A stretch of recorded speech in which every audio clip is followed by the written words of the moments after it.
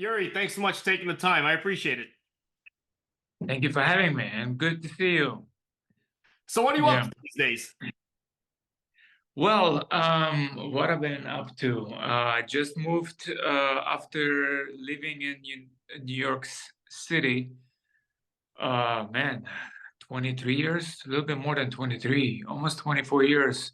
Actually, sorry, 24 years.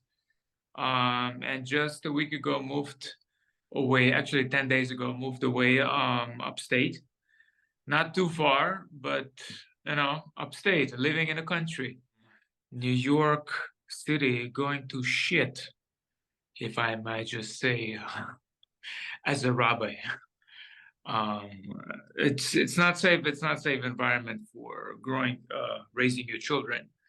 Um, and yeah, so that would be primary reason. I like New York. I like visiting more now than actually living in it, you know. Plus, running fresh air, you cannot beat it, you know. People get into combat sports for different reasons. Bullying, rage outlets, variety of different things. Why'd you get into it? Well,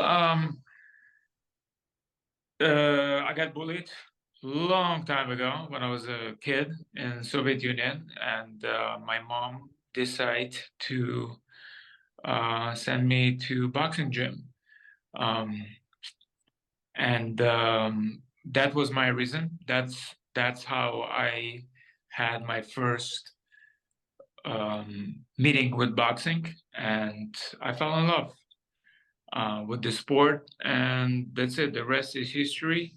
And just like that, sometimes Jewish mom can just turn your potential, whatever your potential is, upside down. What did you love about boxing? Um, well, I could tell you, I remember being 20 years old and have the same question. Um, the When I was 20, my answer would be probably, being alone in the ring. It's all by you. You're going. It's you pushing yourself to the limits and all that. As 43 now, boxing for me, it's a little bit more. Also becomes a little bit um, like I gain, I would say, quite kind of a awareness about myself. I like boxing. Um, I love boxing actually because it shows quite a bit about my weaknesses. It shows a lot of my weaknesses. I think it's more important than your strength. You could see your strength. You have a great speed or that and this, and you can expand on it. You can expand or get even better and faster and stronger. But I find that there's a wisdom, maybe not the correct word, wisdom, but it shows you a great where you're really lacking, lacking and maybe sometimes in focus or commitment. You know, that's what I like about boxing. Boxing, it's something that is, even if I would stop boxing, um, I know something within me is going to be remaining till the day I die. Uh, it's kind of it gives you, and I think it goes with all the other martial arts. It's something that it's you versus you, literally every day, and outside of the ring. Outside of the ring, and it could be in your job, your business, office, your relationship. It's always you versus you, even parenting. And that's what I like about boxing. It shows me, oh, you have to work here. You're lacking here. You know. I want to talk to you about Israel a bit. How did you end up in Israel, and what was it like growing up there? So I born in 1980 in Soviet Union, And when I was about maybe 10 or 9 years old, my parents decided to do Aliyah, moving to Israel from Soviet Union. And we got to Israel in 1991, and that's that. Nothing. Not my parents were not pursuing any kind of a Jewish aspirations or anything. It was one of the countries they literally could just leave Soviet Union to. It was open. It was open to absorb all the Soviet people. And growing up in Israel, so 91, if I know what Israelis remember, probably a lot of people, that was the biggest wave of refugees from Soviet republics. Huge amount, It's I think Israel has really been overwhelmed. Probably similar what Texas going through now at south border, so it was not easy. My parents were immigrants. They were working for the first year and a half or 2 years, cleaning offices, There was no after school program. So after school, I would go home, grab lunch, whatever my mom prepared, and then I would take a bus to go help my dad and my mom. And so it was not, how you say, was not experiencing this, what's now, for example, like Israel provides, like it's beauty, it's Middle Eastern cuisine and lifestyle and all that. You could have kind of two experiences. One as a tourist, which is fun and games, and one is being an immigrant in that country. So, and always broke. I remember that. Always broke. Since I was a kid, by the way, still Soviet Union, I always wanted to be world champion. Boxing was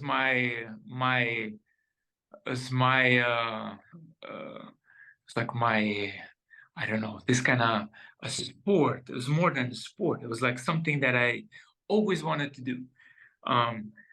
It's funny. I was looking for old pictures that my cousin sent me on computer, like literally like 12 years ago.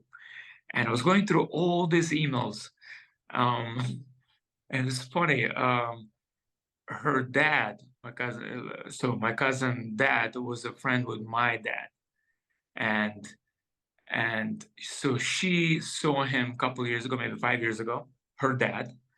And they were talking about me, and it says it's funny.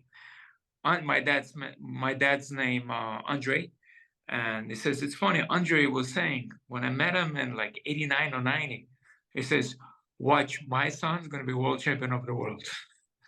And it's so funny the way the way she said it. It's like, so clearly my dad was believing in me.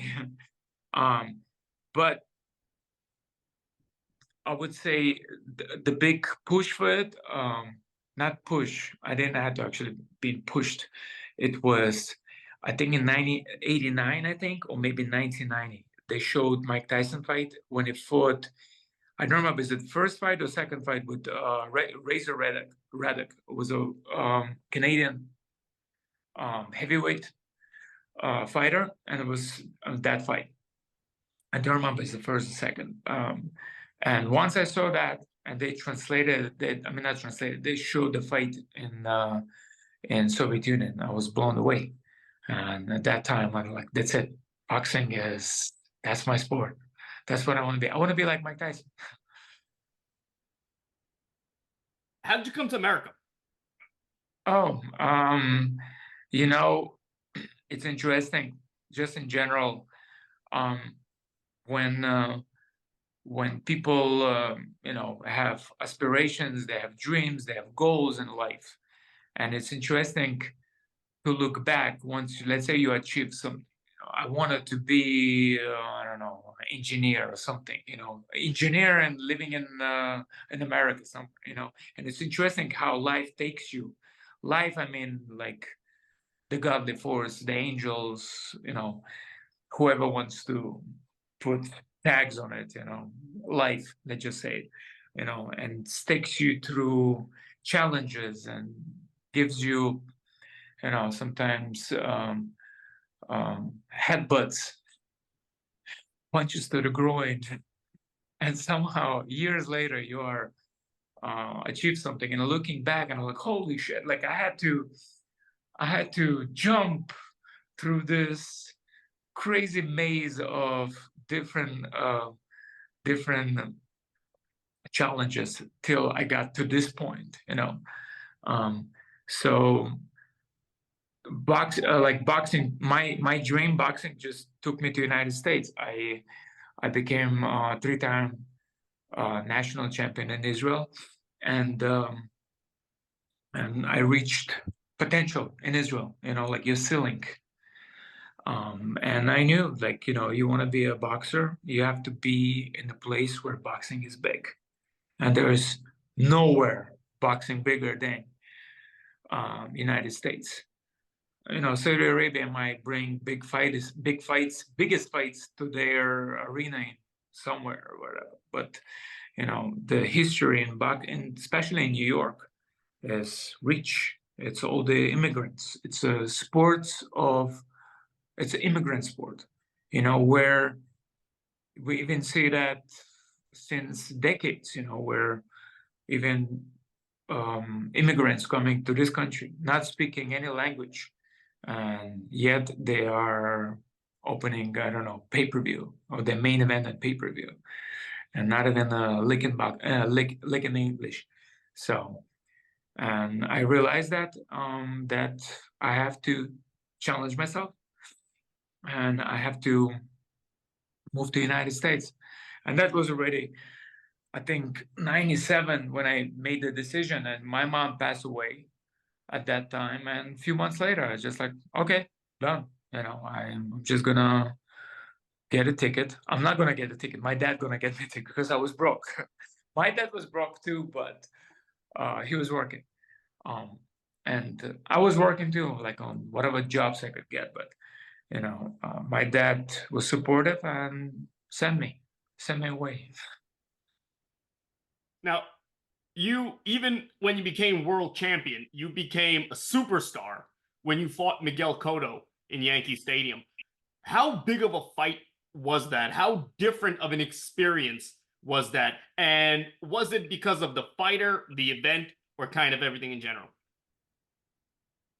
Um, well, when I descended on JFK from the plane to whatever terminal is in JFK in '99, and somebody would tell me that in 10 years or a little bit more than that, you'll be fighting the first fight in new Yankee Stadium, and you're going to be the main event.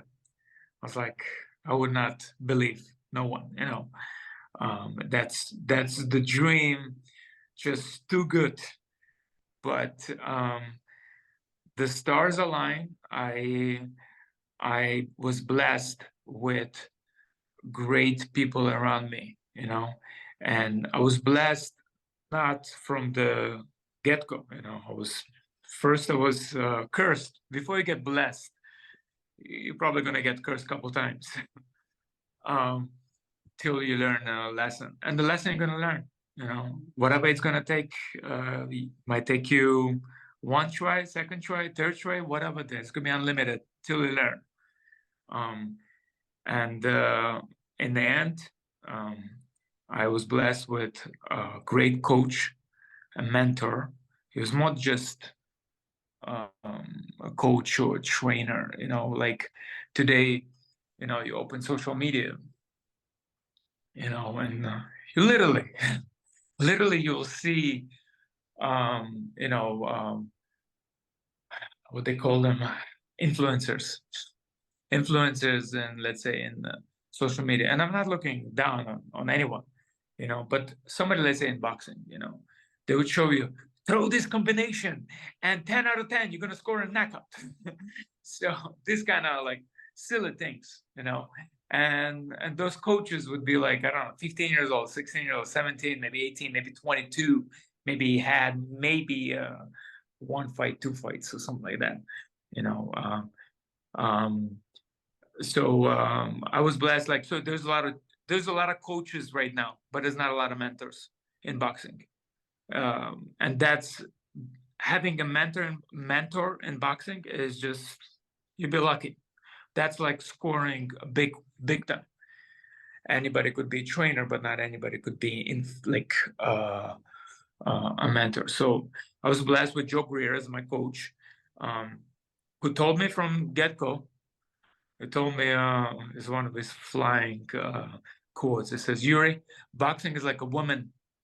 If you mistreat her, she's gonna turn around and slap you across your face. Don't ever cheat.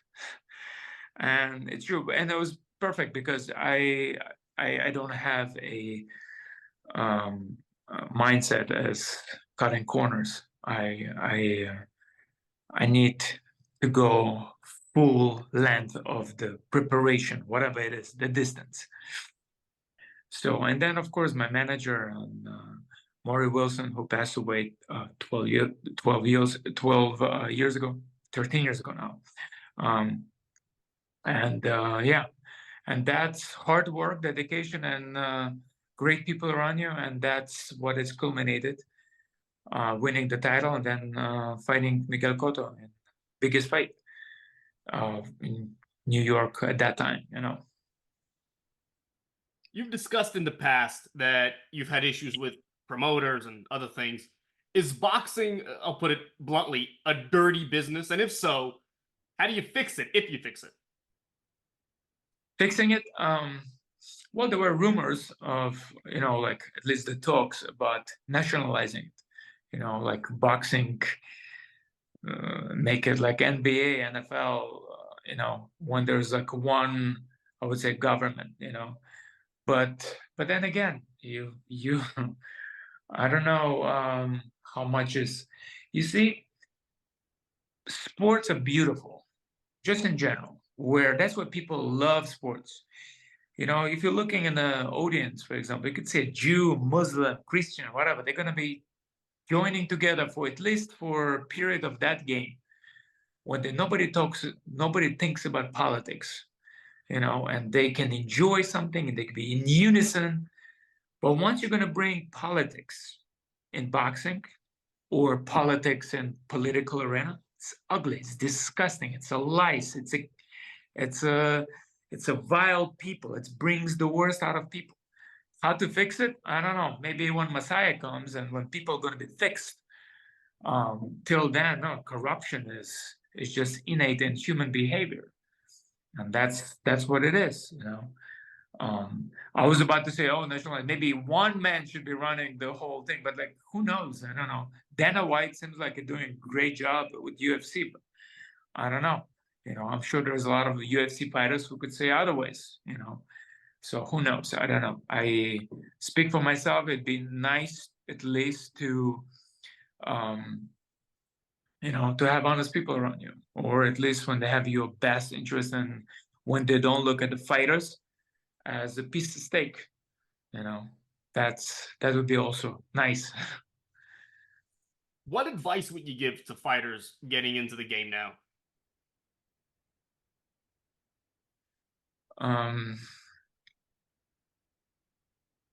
Like what referee says, the last words before the fight starts: protect yourself at all time.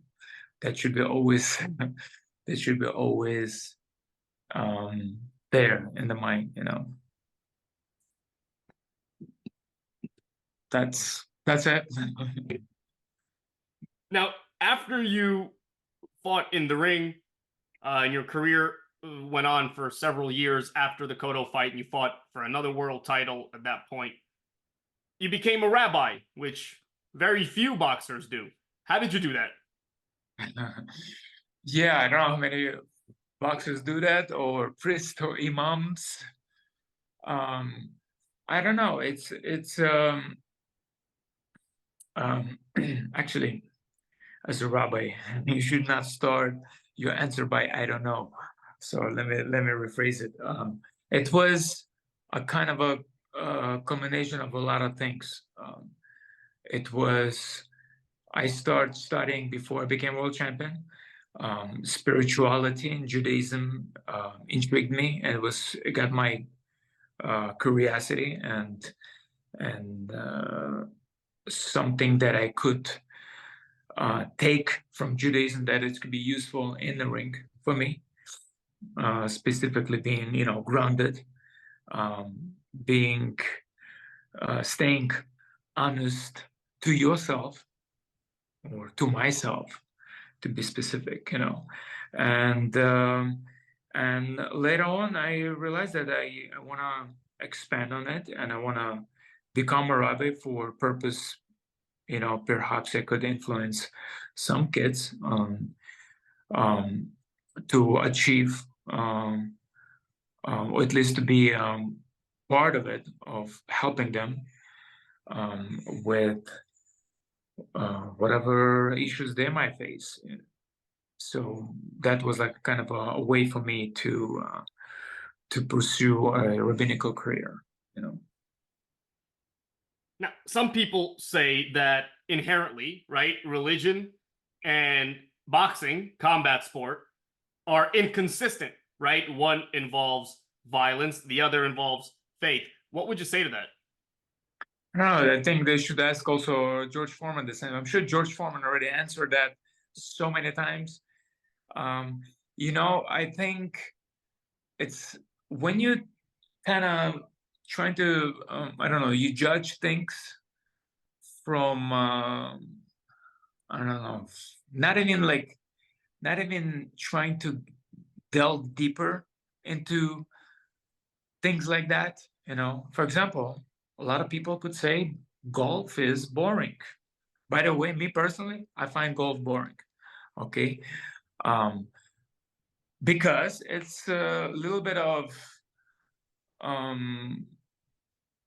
being not educated about golf, or not being at least curious about it. But I'm sure golf is a beautiful sport.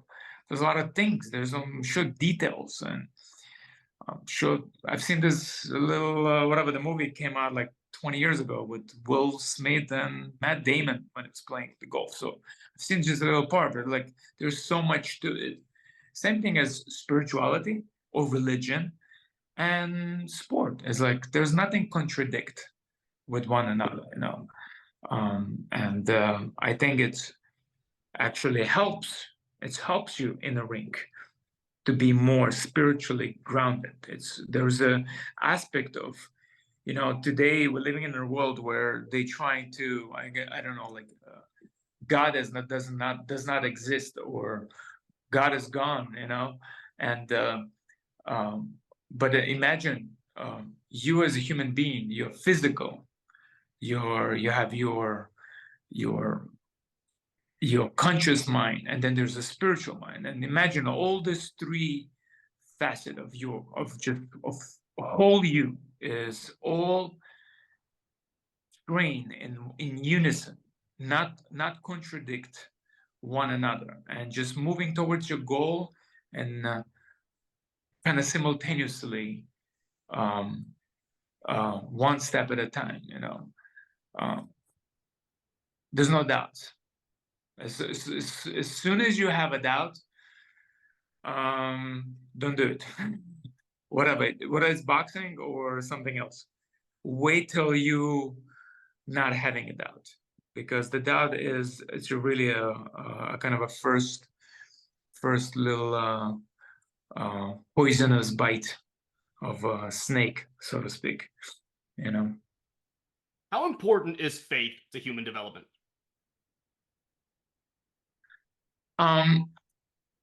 It's crucial, and everybody have different understanding what is faith. For me, faith, and I can only speak for myself. It's like a boxing style. till you can start training. You learn fundamentals. You're learning to throw punches, perfect your punches, but years later, you start developing your style. Like I wanted to be like Mike Tyson, till the trainer years later told me that you will never be like Mike Tyson. First of all, he's stocky, he's strong, he's powerful. You have a long, compared to your body complexion, you have a long arms, long legs, you're not going to be like Mike Tyson. So you have to find yourself. For me, faith, it's almost same as believing in yourself and believing in God. I would say, I'll give you an example, at least hypothetical kind of, I don't know, example is, let's say there's two people, one person who's considering himself religious, believer in God, but doesn't believe in himself. And the second person don't believe in this religions, no God and everything, but he believes in himself. And I probably 10 out of 10, this person who doesn't believe in God but believe in himself, gonna achieve whatever he have to achieve. It's, I think, by default, if you believe in yourself, you believe in God. And you cannot be not believing in God but believing in yourself. It's like, it's almost I don't know, oxymoron, to me personally. So faith is believing in yourself. When you believe in yourself, you can expand and delve into, spirituality, connect with other worlds. I think we are like, I don't know, 5% or 10% conscious. We see the world, but the world is really, according to at least Kabbalists, 95% we don't even know. What did you learn from boxing in terms of life lessons? Boxing is like life in so many ways.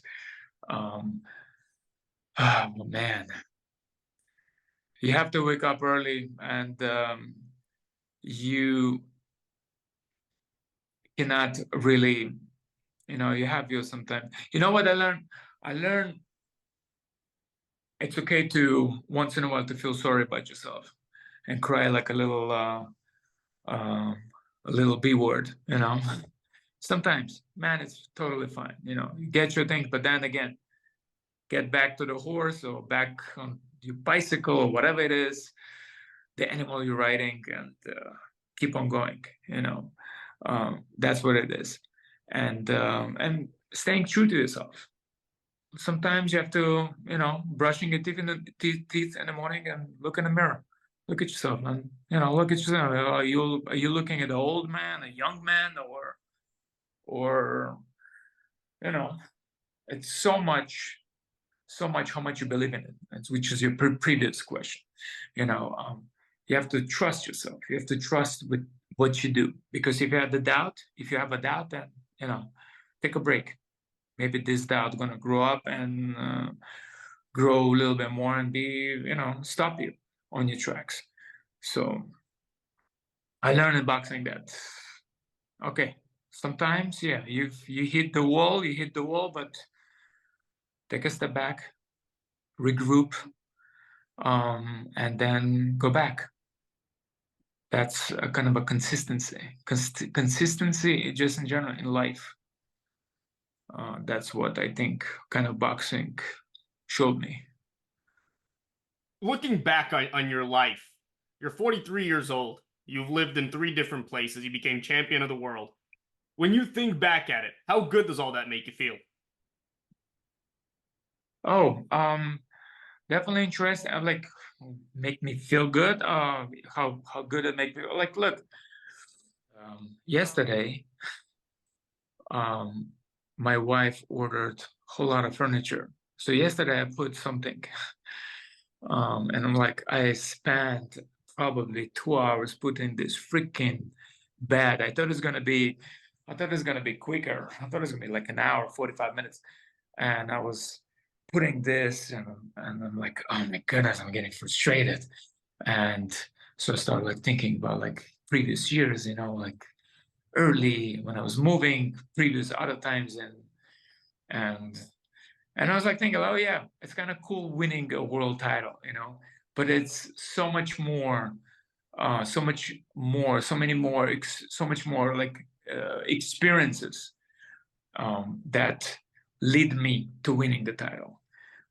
I got my ass kicked so many times, countless in the gym, um, um, and it was very disheartening.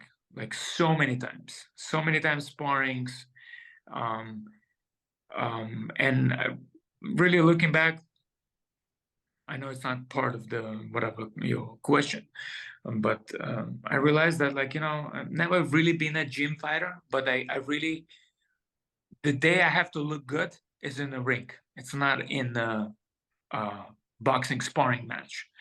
But that's what I think, that it's this little steps, this getting your ass handed to you so many times, and yet you still going home, you have your lunch, your dinner, whatever, you rest a little bit, you're going for a run, and then starts again. It's like almost like a Groundhog Day. But I enjoyed it. It's made me who I am. My kids think probably that their dad is tough SOB, and I want to be a good example to them. So all these experiences that I had in boxing, preparation to my fights, and the the life in general outside of the ring, that I think that made me who I am today, and it's made me, I think, hopefully more wiser, that I could deal with next obstacles. Yuri, thank you so much for your time.